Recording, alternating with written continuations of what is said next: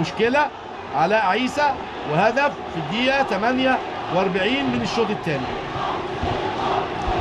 هرج ومرج داخل الملعب، هرج ومرج داخل الملعب. خسران نادي الاتحاد السكندري بهدفين، خسران نادي الاتحاد السكندري بهدفين. يعني مش معقول اللي بيحصل ده.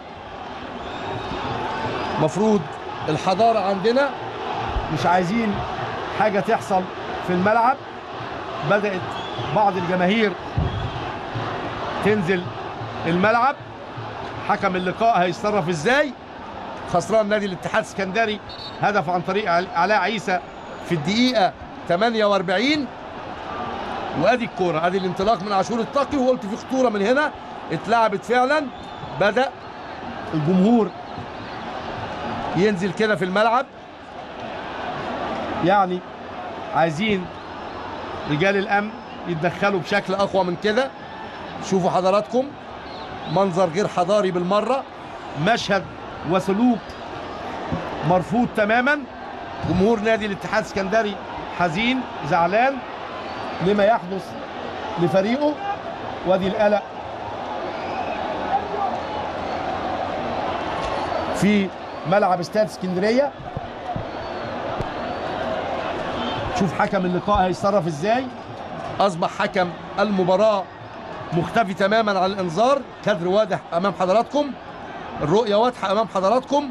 هرج ومرج في ملعب استاد اسكندريه بعد تسجيل علاء عيسى للهدف الثاني في وادي دجله في مرمى نادي الاتحاد، وتحقيق فوز حتى الان في فريق وادي دجله. بدأ الجمهور يقابل لعيبه نادي الاتحاد في الملعب، وادي القلق وادي الدوشه، يعني منظر غير حضاري بالمره. اعتداءات من جماهير. ادي حسين فهمي في وسط الجماهير. رجال الشرطه لابد تدخلهم يكون اقوى من كده، وهنلاقي الموقف بشكل افضل. يعني مش عارف اقول لحضراتكم ايه. اعتقد مش هيكتمل هذا اللقاء.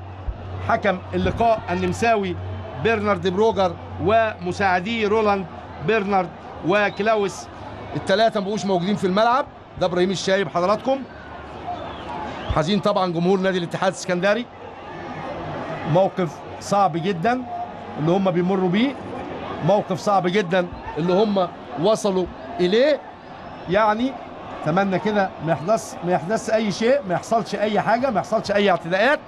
حكم اللقاء خارج الملعب تقريبا، دخل غرفه الملابس، مش موجود في الملعب لا الحكم ولا مساعديه ولا لاعبي الفريقين.